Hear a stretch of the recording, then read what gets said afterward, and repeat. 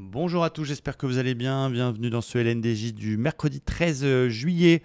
Journée très importante puisqu'aujourd'hui on aura les chiffres de l'inflation aux États-Unis qui seront publiés à 14h30, les fameux chiffres IPC. C'est ce que le marché attend depuis lundi, hein, donc on est plutôt dans des ranges parce que la bourse attend ce chiffre. C'est quoi? C'est-à-dire qu'on aura les chiffres de l'inflation américaine, pardon, et c'est un peu ce qui va décider de l'action de la Fed, surtout pour celle du mois de juillet. Vous savez que la Fed a encore une réunion au mois de juillet pour décider de l'augmentation ou pas des taux d'intérêt, et donc voilà, 0,75, 0,50, plus 12, plus agressive, les chiffres de l'inflation décideront un peu de ça, parce que si l'inflation est conforme ou supérieure aux attentes, ben, du coup la Fed elle va encore devoir être plus agressive, donc ça aura plutôt un effet négatif sur le marché.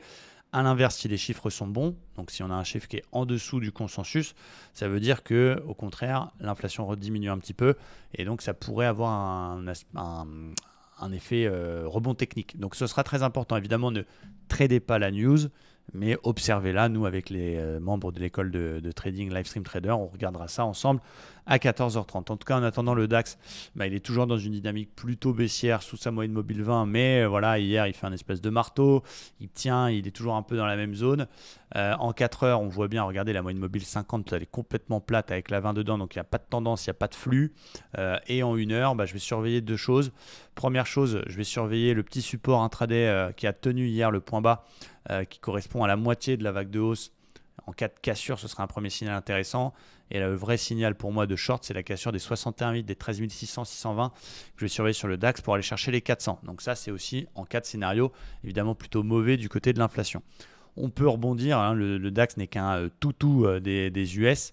En cas de chiffre inflation correct, on peut envisager un rebond technique qui se poursuit, mais il faudrait casser cette petite oblique, hein. Je vous rappelle qu'une résistance n'est faite que si on a 3 points de contact, mais si on arrive à en sortir, eh bien on pourrait avoir un effet rebond technique un peu plus important, mais on n'en est pas là. Donc je vais plutôt surveiller le support un peu plus bas, voire les 61,8 dans le biais de la tendance baissière. Du côté du Dow Jones, c'est un peu pareil, hein, c'est-à-dire qu'on est autour de la moyenne mobile 20 depuis 2 semaines, donc on se fait du ping-pong là-dedans. En 4 heures, c'est exactement la même chose. Regardez, ça s'entrecroise, ni mâle ni femelle, comme on dit non binaire au niveau de la tendance, avec une moyenne mobile 50 complètement plate, donc pas de tendance et le marché attend les chiffres. À plus court terme, on a cette zone polarité violette autour des 30 900, 880, 900 qui a fait résistance, support, micmac, support. Donc on voit bien qu'elle tient cette zone. Donc je vais surveiller deux choses.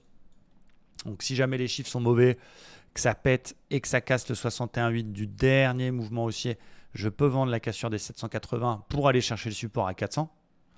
A l'inverse, chiffre plutôt bon et on pète le 61,8 de la petite baisse d'hier soir, je peux acheter par le haut la cassure des 140 pour aller chercher 330, puis pourquoi pas 500. Donc voilà, je ne vais pas vous dire ça monte ou ça descend, mais c'est presque pareil. Voilà les niveaux que je vais surveiller du côté des indices. Et encore une fois, ne tradez pas ces statistiques. C'est de la volatilité, c'est cramage de compte. Restez observateur et attendez que ça prenne une direction pour la suivre. Merci à tous, très bonne journée et à très vite. Ciao, bye bye.